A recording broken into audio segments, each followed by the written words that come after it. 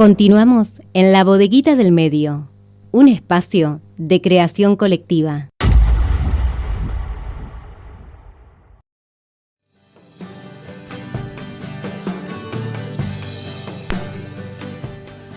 Lo comentábamos al inicio del programa, el día jueves, en una sesión histórica, el Senado sancionó la ley de promoción del acceso al empleo formal para personas travestis, transexuales y transgéneros. La votación fueron 55 votos a favor, 1 en contra y 6 abstenciones, lo que dio lugar entonces a la aprobación y finalmente el cupo laboral travesti trans es un hecho, y es por ello que queremos conversar en nuestro micro de género sobre este tema. Ya está en comunicación telefónica con nosotros Luciana Sosa, politóloga especialista en género. Muy buenas tardes, Luciana, ¿cómo estás? Bien, ¿y vos? Bien. Hablábamos de la sanción en el Senado de esta ley de promoción del acceso al empleo formal para personas travestis, transexuales y transgénero.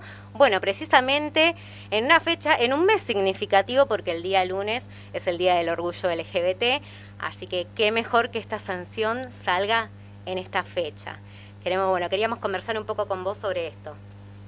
Ah, buenísimo, sí. Me parece que es el tema de agenda que había que hablar. De todas formas, siempre nuestras columnas tienen que ver más con lo pedagógico. Vos sabés que yo estoy soy capacitadora de Ley Micaela, o sea, de las personas que están obligadas en el Estado a recibir capacitación en género, diversidad sexual, en prevenir la violencia de género.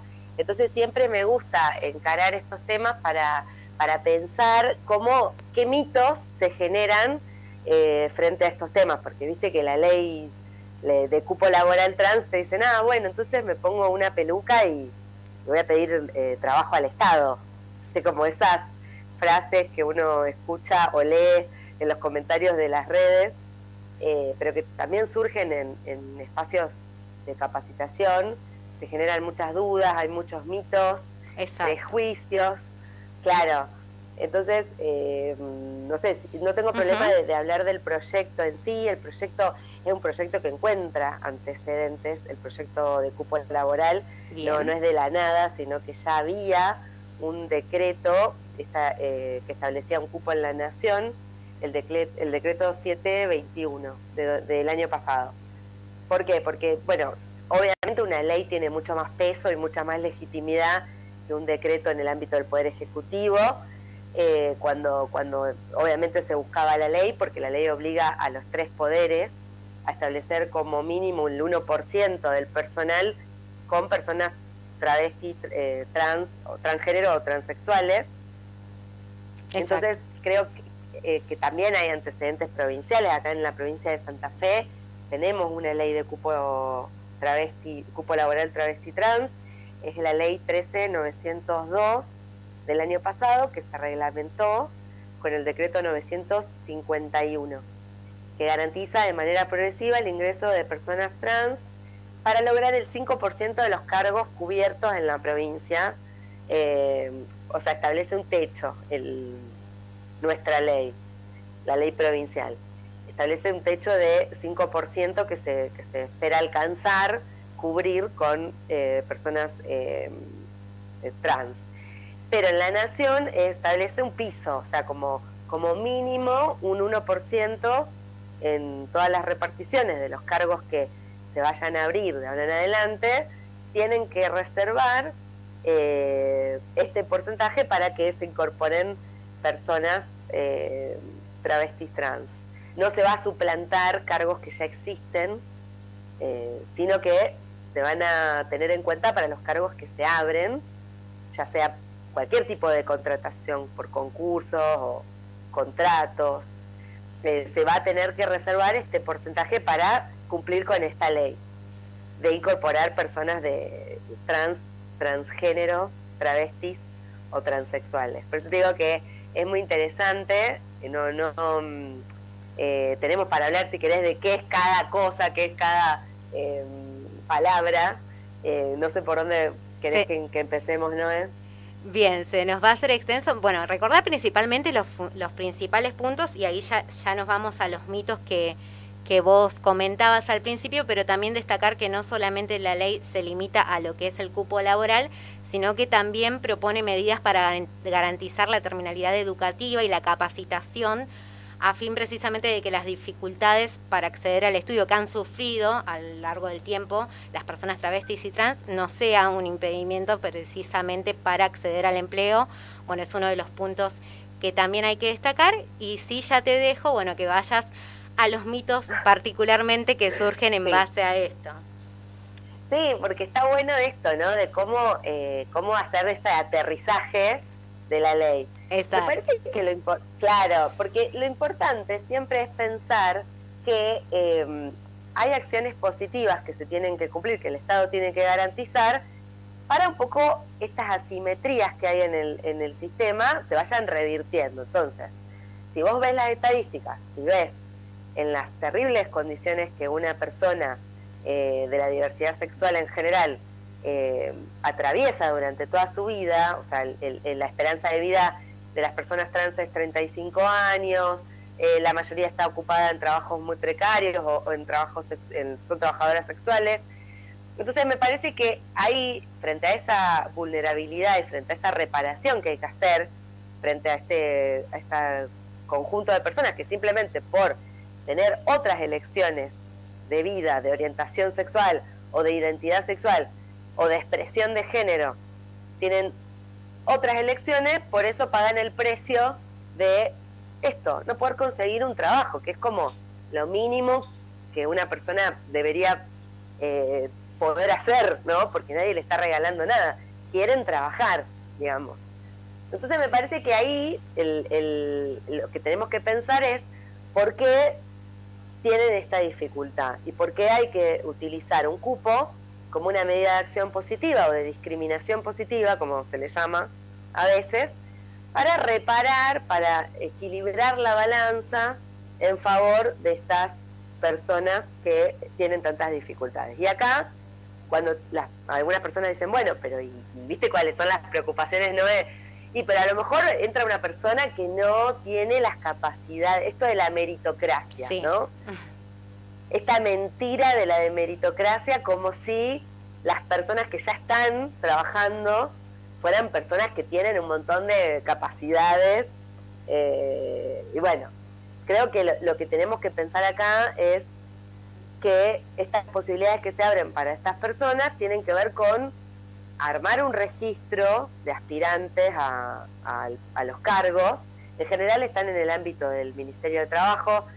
Estaría bueno que también estén, la autoridad de aplicación pueda ser el Ministerio de Mujeres y Diversidades, para fiscalizar precisamente que esto se implemente bien. Las personas interesadas se registran, no tienen que tener, como vos decías, ni títulos de secundarios, porque se entiende que muchos no han terminado, muchas, pero sí creo que tampoco tienen que hacer el cambio del DNI, eso es muy importante. No sé si eso lo habías dicho, pero... No lo habíamos comentado. Está claro, bien la aclaración. Claro, está en línea con la ley de identidad de género, que la ley de identidad de género no establece la obligatoriedad del cambio registral en el DNI, sino que una declaración jurada, una simple declaración jurada de cuál es tu género autopercibido, alcanza para que te puedas registrar con ese género en este registro de aspirantes a ocupar los cargos. Es muy interesante porque obviamente, bueno, esto es lo que da a entender, por eso se generan algunos mitos de, bueno, entonces voy con una peluca, bueno, no. Como todos sabemos, las personas que se registran en estos, para acceder a un cargo, en general tienen o participan de algunas organizaciones de la diversidad. Las organizaciones conocen quiénes son estas personas, de qué están trabajando. Hay mucha, digamos, contención en el colectivo travesti trans, que de alguna manera genera que esta ley salga, ¿no? No es que sale de la nada, como te decía antes. Por eso se llama Loana Berkins y Diana Zacayán, porque son dos de las militantes trans activistas que, bueno, que fueron las que más pelearon por esta ley. Entonces, bueno, es un colectivo que están organizadas, que saben, organizadas, conocen cuáles son las condiciones de vida de las personas que están interesadas en anotarse, y la idea es que se puedan puedan expresar en cuáles son sus intereses también, dónde les gustaría trabajar. Eso también es muy importante que se vaya viendo, ¿no? Pues no, tampoco es que todas vayan a trabajar, no sé, del puesto que esté disponible y nada más, sino que se tengan en cuenta sus capacidades, estudios previos, preferencias, y que una vez que ingresen al Estado también puedan continuar, como vos decías, con su formación. ¿Qué es lo que pasa con muchas personas en general, ¿no? Que entramos al Estado y nos seguimos capacitando. Exacto, es una capacitación constante en todos los puestos. Por supuesto, me parece que lo difícil ahora es cómo se va a instrumentar esta ley, como siempre. Se tiene que reglamentar y después se tiene que implementar, pero para esta implementación tiene que hacer muchísimas acciones, ¿no? Como el resto de los compañeros también seguir con Ley Micaela para que exista un trato hacia las personas para que no exista ningún tipo de discriminación. A mí me parece interesante siempre Ley Micaela porque apunta puntualmente a violencias de género y contra la diversidad sexual, pero que de alguna manera destapa todo un mundo de discriminaciones que precisamente hay que evitar, o hay que por lo menos tomar conciencia que se está ejerciendo violencia cuando se discrimina. Entonces me parece que siempre estos temas traccionan para que haya relaciones igualitarias, por lo menos se intente, en el Estado, ¿no? Y en cualquier ámbito laboral y de la sociedad en general. Sí, me parece una oportunidad muy interesante para continuar con Ley Micaela, para continuar con las capacitaciones obligatorias, para conocer qué diferencias hay entre una persona trans, travesti, transexual, transgénero, qué diferencia hay entre la orientación sexual, la identidad de género, las expresiones de género, por qué debemos empezar a utilizar lenguaje inclusivo, por qué tenemos que no asumir que las personas son heterosexuales, son personas cis, o sea que su género es el mismo, que coincide siempre con la genitalidad biológica. Bueno, me parece que esto es muy importante para continuar charlando, ¿no? Con nuestras columnas y con esto de Ley Micaela, que es clave para que las personas que se incorporen con el cupo reciban el trato que se merecen. Seguramente. Vamos a seguir conversando sobre esto, Luciana, en el próximo micro. Te mandamos un saludo enorme y muchísimas gracias como siempre. Pasó por la bodeguita del medio Luciana Sosa, politóloga especialista en políticas de género. Vamos a continuar entonces hasta las 15 horas con mucho más en la bodeguita del medio. Ahora también estamos en la web www.labodeguitadelmedioonline.com. Sábados de 12 a 15 horas, La Bodeguita del Medio. Un espacio de creación colectiva.